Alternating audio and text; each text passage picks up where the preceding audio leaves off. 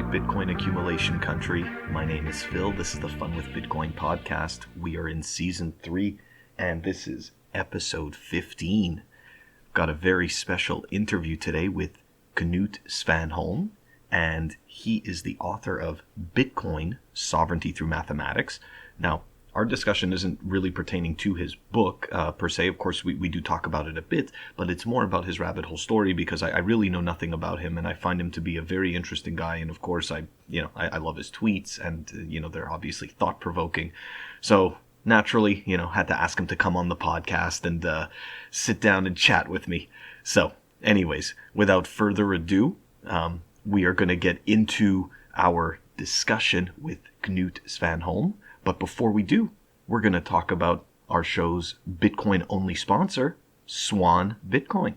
As you guys know, they're my first official sponsor, and I'm obviously really glad because they are Bitcoin-only, and that's important to me. Very important, actually, probably the most important thing. But anyways, let's talk about dollar cost averaging, right? Because in the end, we don't all have the full amount of money that we are going to put into Bitcoin all in one shot. And what is, I believe, to be the safest and easiest way to get into Bitcoin is with dollar cost averaging. And Swan Bitcoin offers you 3 really easy things to remember, okay? You can automatically withdraw from your bank account, automatic purchase of BTC, and automatic withdrawal to your chosen address, okay? It's nice and simple. It's run by some good people, and I definitely suggest any Bitcoiners to go and take a look at Swan Bitcoin and see if their dollar cost averaging platform works for you. So check it out. The link will be in the show notes. All right.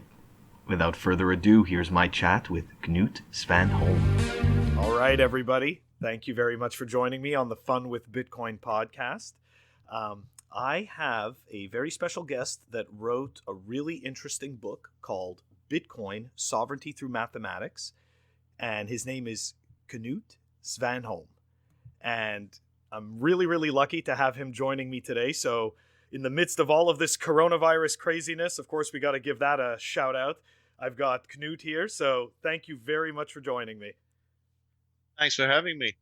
So before we get into Bitcoin sovereignty through mathematics, I have to say I know very little about you. Obviously, I follow you on Twitter, and you put out some. I find some really some great tweets that I really enjoy and interact with and retweet. So, when did you get into Bitcoin, or how did you get into Bitcoin, and what's the thinker behind the thought? That's a very good question there. The thinker behind the thought. When I discovered Bitcoin, I was at the time working on a tall ship as an officer on a tall ship. I was the second mate sailing around the Atlantic, and I had a lot of spare time there. Especially when crossing the Atlantic, you have a couple of weeks each time you do that, and I saw a bunch of different countries and a bunch of different political systems, and we went to extremes. Right after being in Havana, Cuba, we went to Miami, and then to Charleston, South Carolina, and before that, Belize and Mexico and stuff, places like this. And I noticed I came to different conclusions about how each country worked than most other people on board. So political ideas and socio-economic ideas started to. I don't really know if this story is 100% true, but it's like the romanticized way of the romanticized version of my backstory. I don't know if this is how the idea of Bitcoin popped into my head, but I definitely think it had something to do with this lifestyle. And even before that, I was always I read quite a lot of mathematics. I studied to become an engineer, but but I never finished those studies. I did that for a year, but we read all the maths. So I've been quite into maths earlier on in life, and then I switched careers, so to speak, and decided to become a master mariner instead. And right now I'm working as a crew manager for a shipping company. That's yeah. That's So it's an odd story, but everyone's got an odd story in this. I love it. I love that everybody is so different, and I always get all these unexpected stories. Like, man, I don't think I've ever heard of a master mariner. Okay, so that's super cool to me. I mean, like, I couldn't imagine. So I'm a Taurus, and I'm very Taurusy. I like to sit in one place, and I'm all about like not doing that type of travel. So I couldn't even imagine what it's like to be out on the Atlantic for that many weeks. And like, does it does it get lonely? I mean, I'm assuming like you end up spending a lot of time thinking. So yeah, but we were like 11 people in the crew and 44 students, so it didn't, it wasn't very lonely. Okay, but tedious from time to time. But at the same time, like the first crossings I did were really special events. Like if you haven't crossed the Atlantic, of course it's an experience. Seeing all the sunsets and the dolphins and the mar-eel and all these things, tuna fish jumping up and down, and like it's crazy. Yeah, it's definitely an experience, and I did that for 8 years. Wow, that's pretty awesome. I don't know if I could do that kind of travel for that long. So respect for that.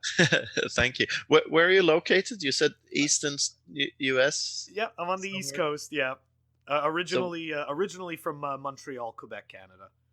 All right, but where are you now? I'm actually in I'm in Massachusetts. Maybe this is terrible OPSEC. No, people know I'm in Massachusetts. I've said it right. I've said it like 50 times. Oh, that's okay. You know. Oh no, the state. The state, Massachusetts. Yeah. What's the capital there? I used to know them all, but I've forgotten. Well, for Massachusetts, the main city is Boston. Boston, yeah. So it's interesting. I've been out here for 10 years, so 11 years. All right. A little bit different than the sea life. I mean, in my past life, I did the most travel I ever did was I used to do support for these self-serve DVD rental systems, kind of like. Sounds like a 90s job. It was a late 90s. Yeah, exactly. It was a late 90s kind of like early 2000s job, Yeah. And so I used to travel around the country and troubleshoot these machines. I would install them and I would troubleshoot them. So it taught me a lot about actually. We had an interface with Moneris, which is banking, kind of like transaction type of software, to handle retail transactions and whatnot. All right. So I got introduced in that way to handling, understanding how the system handles credit card transactions through these automated machines. So that sounds really interesting. It's a little bit of exposure to that, and it's actually interesting to see how insecure our information really is, and how a lot of it actually lives in plain text. But anyways, I'm sure today it's a lot different. But back then, you could do damage. So I want to back up though. I want to go back to you though so I guess like throughout all these travels, like what is it that got you to think that Bitcoin has a place, or that Bitcoin might be it? Well, after I had this job, definitely remember being curious about it and interested in it. This must have been like 13, 14, no, even earlier than that. Uh, Maybe I encountered it for the first time like 2012. But after that, I had another job in I was working on a crew transfer vessel. This is like the company I'm working for now as a crew manager. But at that point in time, I was the captain on one of these smaller vessels, and we had a lot of spare time on weather days there, and I decided to enroll in an online university course, the University of Nicosia's massive online course, MOOC course there about digital currencies, which at the time was mainly Bitcoin. There wasn't that much else around worth mentioning. There still isn't. Exactly. yeah. Sorry. But the thing, yeah, the names of the shit coins, change. they fluctuate. Yeah. It was like name coin and prime coin and whatever coin back then. That's right. Yes. They hadn't figured out how to differentiate themselves enough to hide their bullshit. Anyway, so I did that, and like a year after that, I thought I was curious. I had all this newfound knowledge, and I was still curious about it, still trying to learn more. And I thought, what am I going to do with all this knowledge? I'm not doing anything with it, and there's like there are no job opportunities for me in this or right now. I have nothing to show for myself or whatever. So I started writing articles and posted on Medium, and got a bit of a following. And then one day I thought, I wonder what the process of publishing a book is like. So I put together all the articles. I put them together and designed like a book around it. But then that was the book that I had my name associated to on the web, and I thought maybe I ought to write a more proper type of book here, so with an actual narrative and something more serious than this. So I did. My New Year's resolution 2 years back was to write a page a day until I had something to publish, and I did. And after like 100 days, I got bored with it, and I published Sovereignty Through Mathematics. There it is. There it is. Sovereignty Through It's my man. It's next up. It's next up. Right now, I'm reading the beginning of Infinity. But it's next up. All right, the beginning of Infinity, and my book is the next stop. I mean, will you ever get to the end of Infinity? No, see that's the whole thing about that book. I find it so phenomenal. You may want to check that one out if you haven't already. It's by David Deutsch, and it's really interesting. It totally blows my mind. Yeah, I read one book on Infinity. I don't remember the name of it, and I don't remember the name of the author either. But Infinity is such an interesting concept, and I think understanding the concept of infinity helps you understand the concept of scarcity, and that you need like a framing for scarcity, and yes. it's a tricky thing to define. So that book on Infinity, in hindsight, that was a big influence on my interest in Bitcoin, I believe. And I saw like over time when I wrote these articles, I noticed that many people in the space didn't have the same the same point of view as I did, because I always thought the scarcity aspect of it was the most interesting thing, and I didn't really understand why a PayPal 2.0 thing was important at all. No. So it was always about this has to be a discovery rather than an invention, as I say in the book. resistance to replicability can only be invented once, because that is the invention. And I felt that a lot of people didn't see it that way. So I felt the need to express my point of view, basically. Well, I'm definitely excited to read the book, and I mean, to your point, it's scarcity needs a framework. Yeah. Number one, number two, to me as well, the scarcity aspect. Okay, so for me, Bitcoin, the big things are the lack of government control or capability to control it is very important. The uncensorable nature of it. Yeah. And of course, the scarcity is in terms of like an underlying idea is huge. Without it, we're just perpetuating what we already have. So I definitely agree. Exactly. Scarcity is Yeah. absolutely massive. And to your point Yeah. about a PayPal 2.0, I mean, don't get me wrong, but the payment rails, people don't understand that Visa and MasterCard aren't a bank. Like, they don't even understand that they don't issue debt. So it's like this, they don't realize that those are just payment rails. These are simply structures built up on top of an underlying structure. So Bitcoin doesn't need that crap in it. No. In Bitcoin, it's all in the same package, so to speak.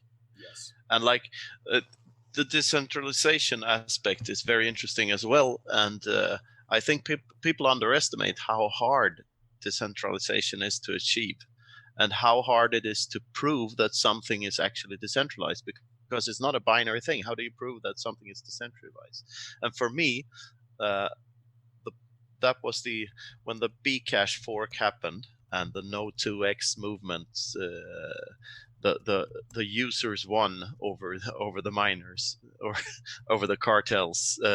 That's when that was confirmed for me. My belief in that this system really worked, and that I'm taking a bigger risk by not associating myself with it than by doing so. That was that point in time. Like, my belief in this became really ironclad after that. So yeah, I was gonna say, you know what?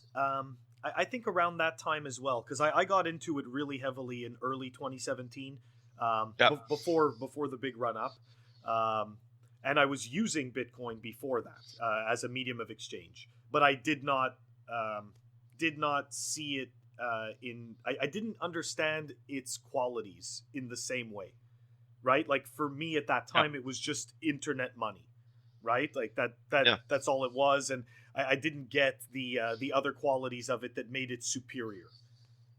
No. So and it's not until you discover that rabbit hole that you become really passionate about it, because it goes hand in hand. Like, when you realize that the emperor really doesn't have any clothes, that he's really naked, that's when you've already swallowed the red pill by that point, and you're like, it's impossible to rewind that. Yeah, it really is. So let me ask you this, because I feel as though you maybe realized, I mean, for me, I realized the emperor wears no clothes probably when I was around 16, 17 years old. So let me ask you this: when did you realize the emperor wears no clothes? That is such a hard question, because which emperor and which it's a series, right? You're right. It is. Yeah, it's a series of different emperors, right? There's like the emperors in politics. There's the emperors in banking. You're right. I mean, it's all different, right? The emperors of religion. That's like my first. That's right. I realized that sphere had no clothes, none of them, or they had stupid clothes, stupid hats. Yeah. So that happened for me quite early on. Like, that had nothing to do with Bitcoin. I really loved the ideas of the so-called new atheists movements in the that was like 15 years ago, maybe now. In the aftermath of 9/11, there were 4 big books written by Sam Harris, Daniel Dennett, Christopher Hitchens, and Richard Dawkins, and those are really good books, and I recommend them on religion and how much of a house of cards all of that thing is, and how wasteful it is, and how misguided and evil without knowing its own evilness. The problem is, I think not to go down this rabbit hole too far, but I think one of the main, because it's a huge one, and I can't disagree with you. When it comes to mainstream religion, I truly believe that it fails to initiate, and regardless of your beliefs or of anybody's beliefs, when you have a structure that fails to actually initiate people and just creates a bunch of spectators, you're just going down a terrible path. But my point is that it offers poor answers to very difficult questions, and as a result, I think those poor answers lead people to create just horrific responses. And I mean, look, we see it, right? I mean, people die for God. Yeah, exactly, and the poor answers given deprives people of their ability to find the proper answers, because many of the theological or the philosophical questions do have answers, and we have those answers, so like how old is the universe and all this stuff. There are answers to these questions, and you can deduct everything and verify everything, but a religious mindset prevents you from thinking this way. And I know I'm out on thin ice here, because there are a lot of religious people in Bitcoin, and I find it fascinating. The thing is, the thought thread let's say I realized that this emperor had no clothes at an early point, but my point of view today is that nation states are religious entities. Money is in its current form is just a tool used by religious cult leaders. You can look at it like that. Nations are cults. If you look up the definition of a cult, it's very hard to not put the nation state in that box, because it has all the what's the word I'm looking for? All the properties of a cult.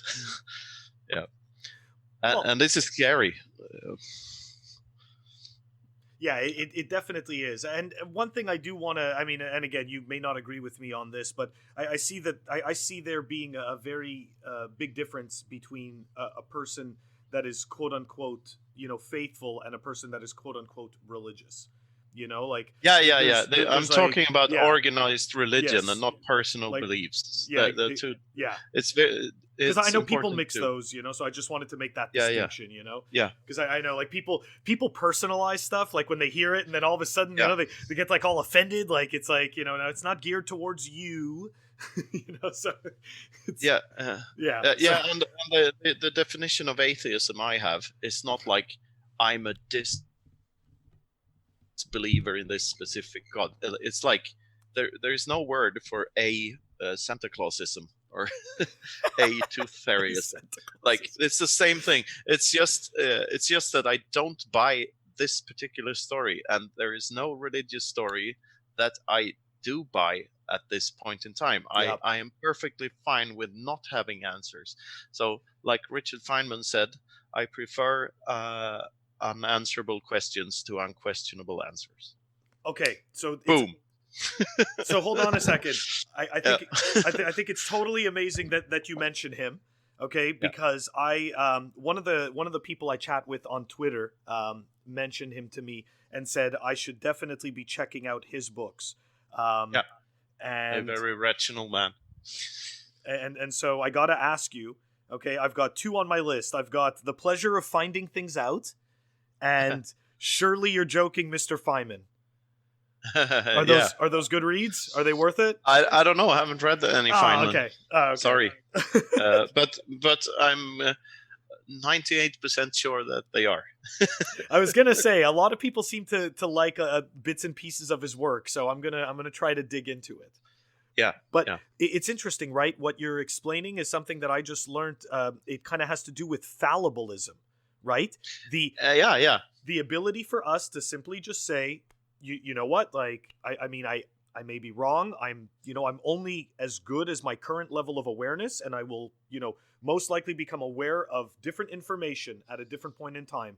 Yeah, that's what science is all about, and the scientific method is all about. Like, use the best model available and try to falsify it all the time. And like, if it doesn't hold up, revise your thoughts and think something else. And of course, this applies to Bitcoin as well. We could all be wrong, and we could all have to rethink everything.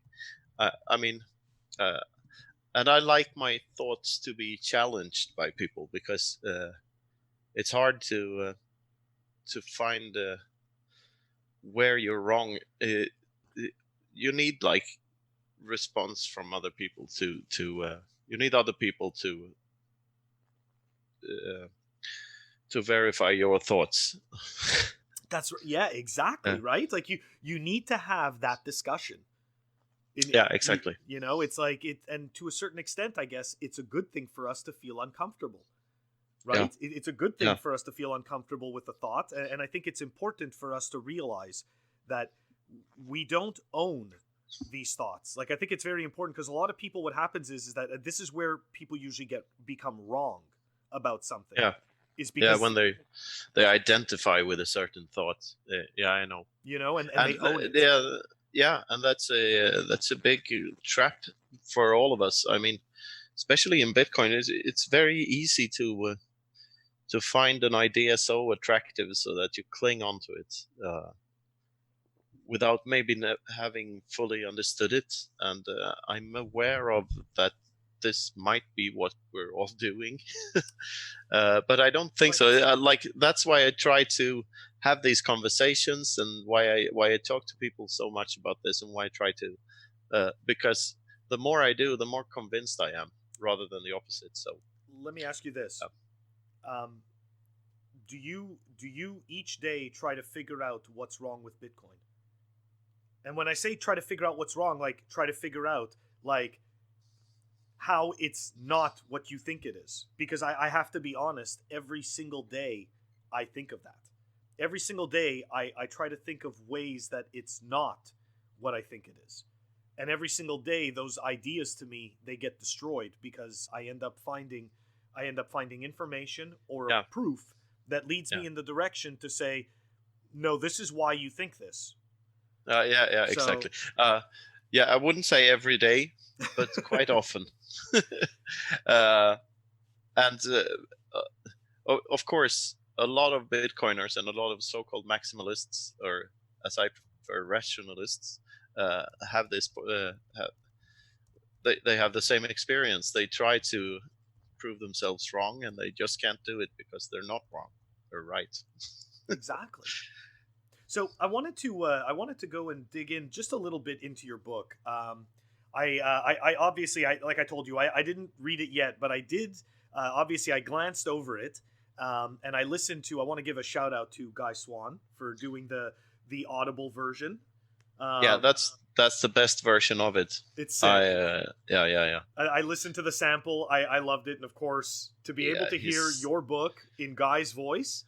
Yeah, he's such a great guy. It's like, all right, that's great. So shout out to him, and obviously, definitely. So we love you, Guy. Yeah, exactly. And everything that you do for Bitcoin. I mean, if it wasn't for him, I wouldn't be able to absorb 3/4 of the Bitcoin material that I have. So no, I have the same story. I listen to it on my way to work, and that's the chance I get to read stuff. I listen to stuff. Yeah, me too. Yep. So I wanted to. Okay, so the way that you started the book, which I found very interesting, okay, is you started it with everything is a trade. Okay, and you specifically begin the discussion with language, right? And with just us talking is a value proposition. Yeah. I I guess like what got you to go in that direction? I mean, because for me, whenever I sit down to write anything about Bitcoin, I feel like I'm standing in the middle. I feel like I'm standing in the middle of an ocean, and I don't know what direction to start in.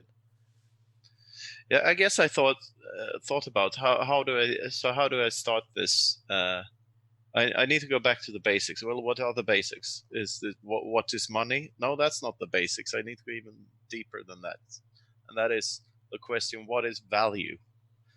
And that's a deep philosophical question, and there have been many different theories about it.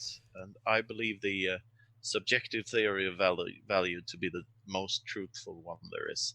There is no such thing as an objective value. I mean, and this is what I try to emphasize in that chapter of the book. Like, a single breath of air can be worth an infinite amount of money to someone who really needs his next breath of air, like a free diver trapped under ice is the metaphor I use in the book.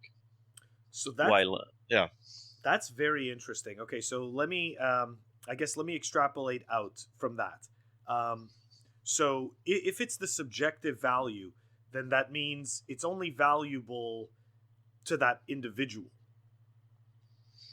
So yeah, and it's not only connected to a specific individual, but to a specific point in time. Like, okay, yes, it's valuable now to this individual. Yes, okay. Yeah. Okay, yeah. I definitely agree with that viewpoint. So yeah, that is interesting. But I have heard people try to argue the objective value viewpoint, which I find a little bit more abstract. I would use the word wrong because like an easy thought experiment here. Like, what happened when the price crashed the other day in Bitcoin and it went down to 5,000? Did you hodl? Did you sell? Did you buy more? I hodled what I have, and I bought more. Yes, this is the thing to do. Oh, sorry. Yeah. Anyway, if you didn't sell, then the Bitcoin you had, or if you bought, if you bought, obviously the Bitcoin was worth that to you at that point in time. If you didn't sell what you had, then those Bitcoins are worth more to you than the current price. They are, because if they wouldn't have been, you would have sold them. Make any sense? Absolutely, it totally makes sense. Yeah. So for me, like, it needs to go up by it needs to add a couple of extra zeros in the end for me to even consider selling. Exactly. Okay, so because so they are worth more than what the figure on the screen says to me subjectively, and it's much easier to hodl and to have this viewpoint if, like, it doesn't matter what that number says. It goes up and it goes down, but it's more valuable than that to me, and that's what's important here. So are we all suffering mass psychosis? Because, like, I feel like, because I mean, you're not the only one, right? Like, I feel the same way. Like, when I look at Bitcoin and I look at the price, and I'm definitely not the only one, like besides all the Bitcoiners that are not on Twitter, right, that we don't know about. But I can tell you from all the Bitcoiners I know about, we look at today's price and every single one of us just sits there and, like, we just don't give a shit because it doesn't matter. It's not the price in our heads. So for us, like, is it, I mean, it's like a mass psychosis where we all see it as so much more valuable than it is. Yeah, mass psychosis has a teeny tiny bit of a negative ring to it. I know, but it's true. It does. But I mean it in a loving way for us. Yeah, I would say that everyone else is in a mass psychosis. That's actually a very good point. We're the only ones that aren't in a mass psychosis. You know what?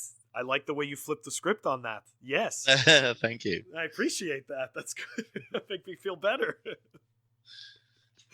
You could offer some Bitcoin therapy, to people that think they're crazy. No, just remember, it's everyone else that's crazy. That's actually an idea for a business, Bitcoin therapy. The hodler syndrome. Where we could make you realize that no, you're not the one suffering of a syndrome. It's the other people that don't know shit. I like that. I like that a lot. We could do it. The rebel in me likes that a lot. Okay, so here, just a little bit. I want to touch a little bit more because there's some other topics that I like that you discuss. Yeah. Before you do though, yeah. I'd like to add that I'm writing a second book. I'm almost done with it. Oh, cool. It's in the editing of proofreading phase, and I dive a bit further down this rabbit hole with the subjectivity objectivity thing, and there's a third layer called intersubjective thing. Beliefs, like the thesis is that you have the physical reality, like this house or this computer, and there's your objective thoughts and your objective, like what you think about the Bitcoin price or God or whatever, and then there's the intersubjective reality, which is the narrative that we all buy into. And this is what separates human beings from other mammals, I think, or especially from other primates.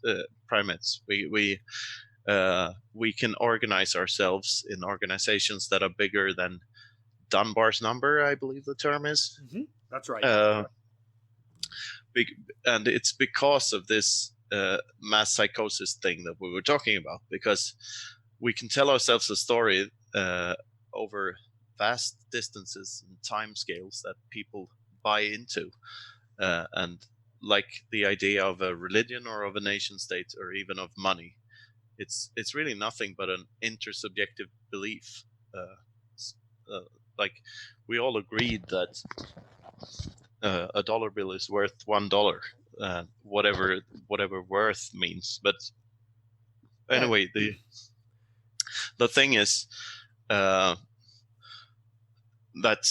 it's important to remember that even though intersubjective truths seem like reality, they originate in people's brains. They have no anchorage, so to speak, to the real world in the physical space. So yes, and the paradigm can be changed and it can be shifted. Like we don't have to do stuff this way. And so how do you opt out of narratives that you aren't particularly comfortable with, like the idea of the nation states, for instance. What is the name of the book that you're writing? The second one. Sorry, I wanted to get the title. Yeah, I'm not going to tell you. Okay, fine. Okay. Yeah. Oh man. It will be stolen instantly. I mean, okay. I read like a section from it. Yeah, on another pod, I read an important section of it, and it was quoted on Twitter, and all of a sudden it was already out there, and it spoils the thing too. So I'm trying to. What, people were stealing it? No, not really stealing, but like quoting me. Okay. And I of course I appreciate the quotes and everything, but I'd rather have it in its entirety come to life in the book first. So I'm being more cautious here about revealing too much about it. Oh no, fair enough. Yes. No, absolutely. Okay, cool. So when do you expect that to come out? I don't know. Right now, it depends a lot on the people I'm collaborating with, because I got very much help from the community last time around, so I'm trying to use that now as well. And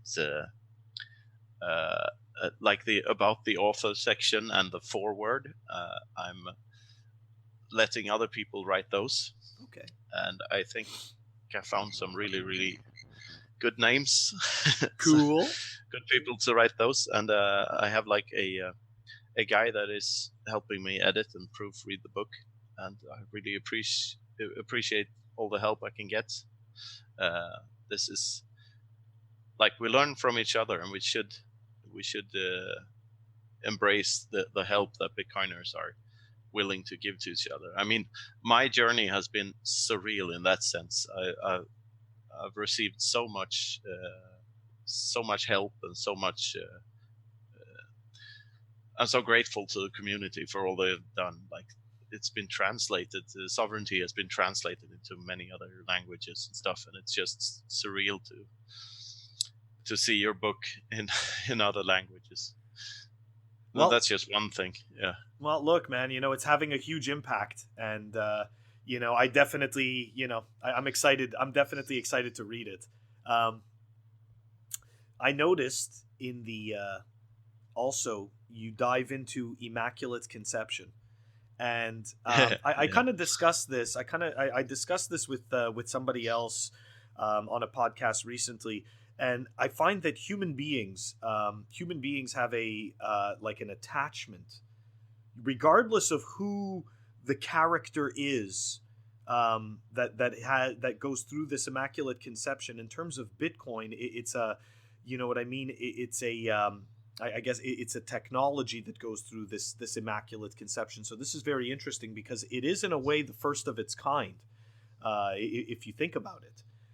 I mean, we did it with, I mean, people did it with people, but like now it's like, it's like now it's been done with technology. Yeah, so, more importantly, it's the last of its kind. That's interesting. Yeah, like I really believe that the way that this has been playing out over the last 10 years is a huge part of why I believe this system actually works. And I don't believe you can ever repeat the experiment. It's I totally agree. So that's what it was, right? It was environmental, political, all of the technological conditions that came together. Yeah. To create this medium, right? And actually, I don't know if you're familiar with Dan Held's work.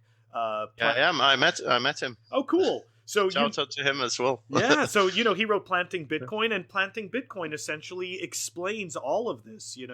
And I totally believe it to be true. So to your point, I think it would be incredibly difficult to recreate those circumstances naturally.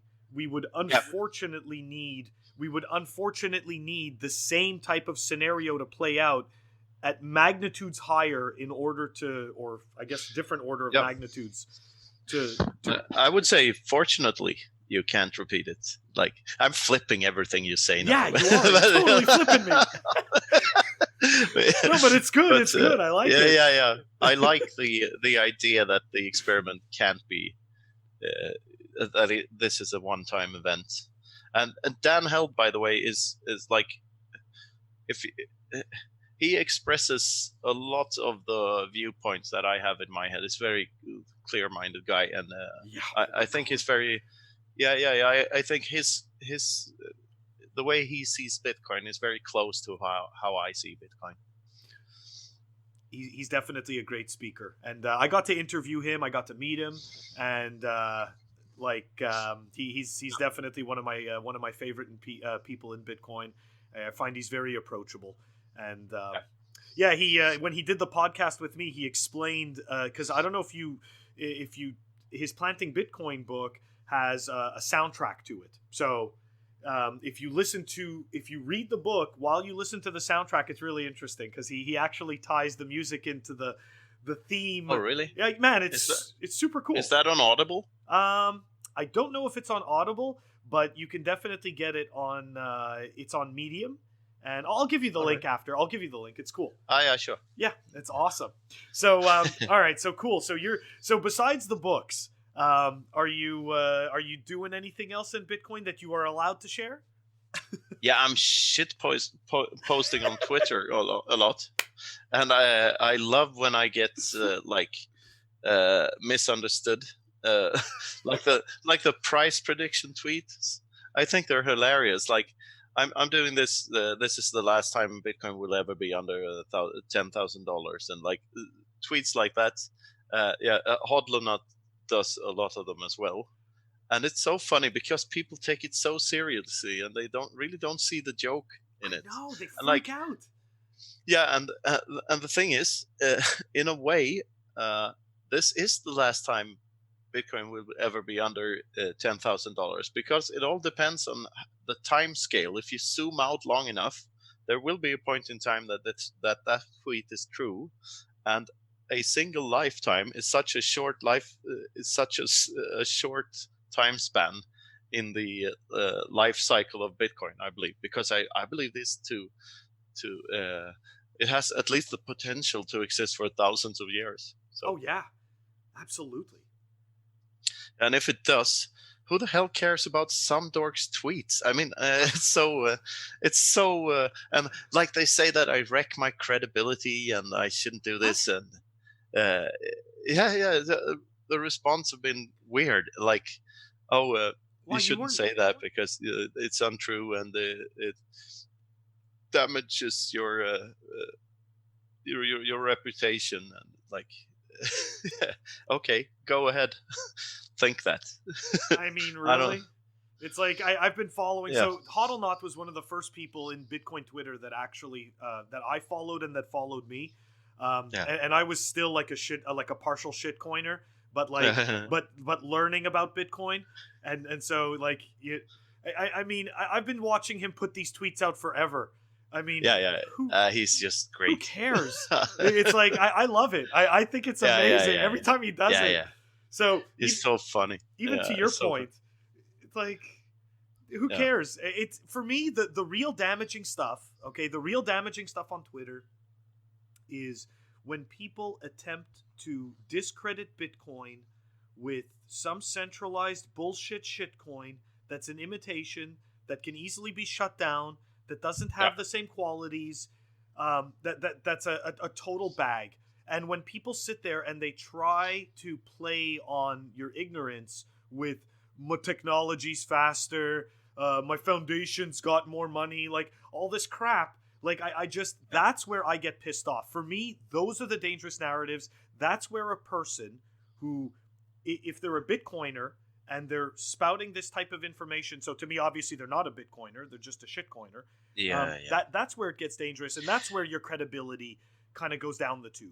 And Yeah, and I the didn't see thing that is, from you, you know. no, we give them So- we give them too much attention. Like, people stop responding to Roger's tweets, for instance. Oh He yeah, thrives on just attention. He wants the attention, and every time someone responds to him, or like, uh, tries to argue with him, there's another response to that tweet, and that tweet gets higher and higher up the newsfeed hierarchy. That ignore these people. They're yeah. not worth your time. Block them and forget about them. Why would anyone in 2020 who's into Bitcoin give a shit about what Roger Ver thinks about stuff? Oh yeah, I mean, he why? it's true. Why would anyone give him?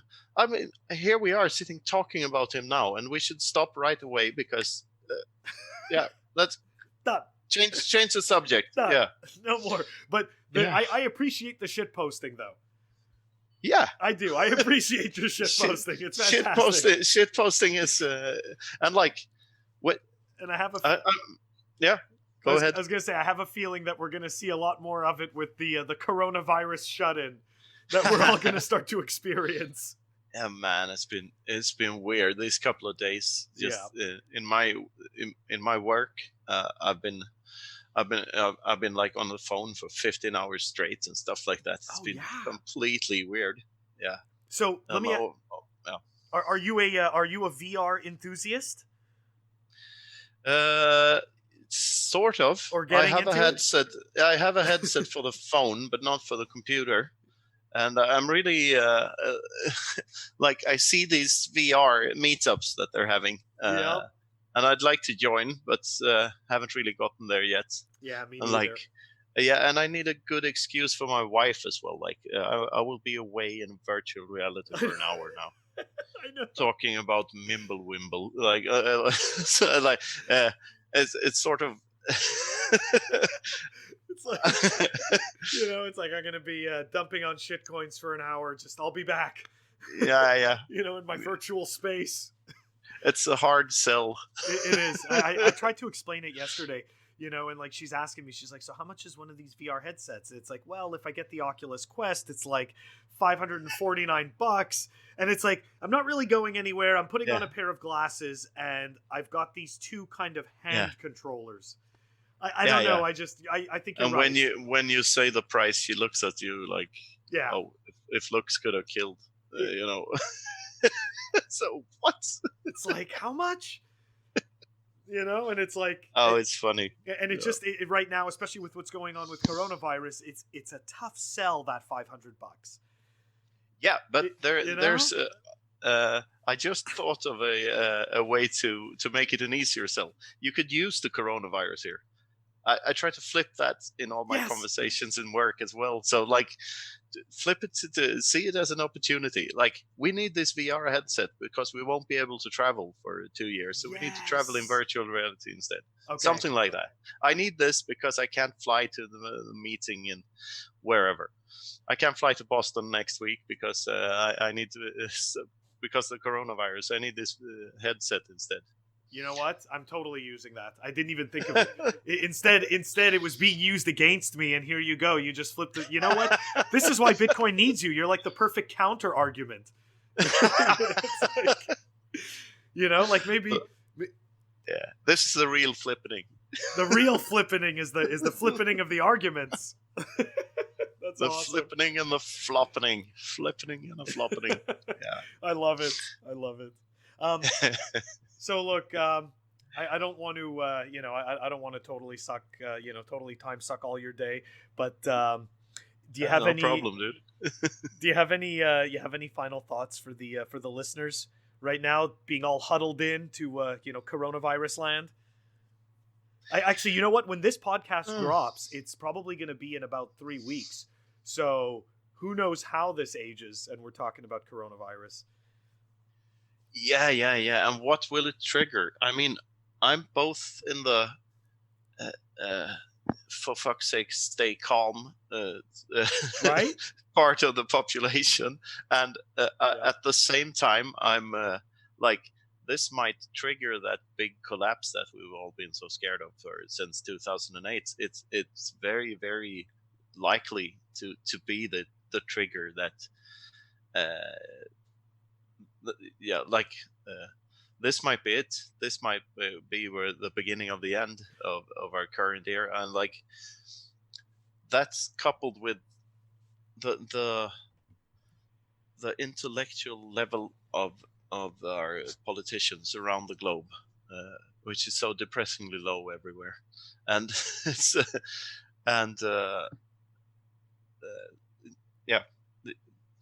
no one knows what will happen, but chaos is a ladder. This is true. But I do agree with you. I'm part of the for fuck's sakes, stay calm. Yeah. But at the same time, just be prepared. There's nothing wrong with being prepared. Just don't be insane and don't panic. No, exactly. Like, that's all. Everyone seems to be panic prepared to prepare themselves for panic.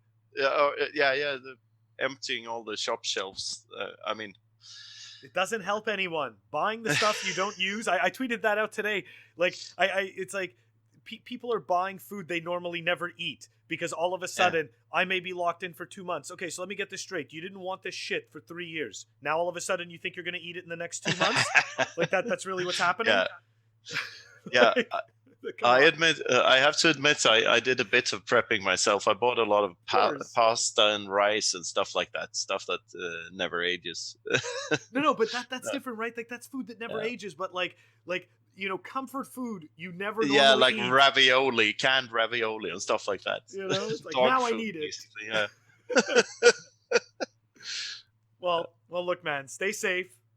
Keep your family safe, and I really appreciate you coming on the podcast today and chatting. Yeah, with me. It was a serious this was honor.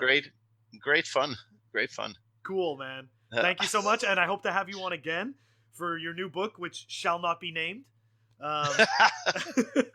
Yeah, hopefully it gets done in the not too far future here. I really want it to get out there because I'm fueled by the enthusiasm for the for sovereignty through mathematics. I've been more how do I put this? I've been less afraid of my own thoughts in this new book and letting thoughts flow the whole 9 yards of what the expression is like. So it's gonna be Knut unfiltered. Yeah. Right. It's gonna be definitely. You raw. So that's the best. That's the best writing. Then. Yeah. That's the best writing, man. I look forward to it. Yeah. Looking forward to hearing what other people have to say about it, because it's in the same vein as the first book. Of course, it's like, but I believe you can elaborate on these ideas a lot. The rabbit hole really doesn't have a bottom. You can never hit bottom in the rabbit hole, and like I've been saying on a lot of other pods, it's not a rabbit hole; it's a honey badger's den. Ooh, I like that. And you will be bitten, but don't worry. Oh man, I'm writing that down. I like that. I haven't heard that. Okay, well look, man, again, thank you so much for being on the pod. And thanks for having me on. I look been a pleasure. I look forward to chatting again soon. Yeah, me too. Take care, and take care of your family and friends during this Corona bullshit. You too, man. Cheers. Cheers. Bye. Bye. I hope you enjoyed my chat with Knut Svanholm. It was really interesting. He's definitely a totally cosmic guy, and I was really glad to sit down and chat with him. So his contact details will be in the show notes as well. As always, if you guys want to reach me by email, I'm coinicarus@funwithbitcoin.com. If you guys want to catch me on Twitter or Telegram, I am @coinicarus. Everybody, stay safe, be well, and I'll catch you all next time.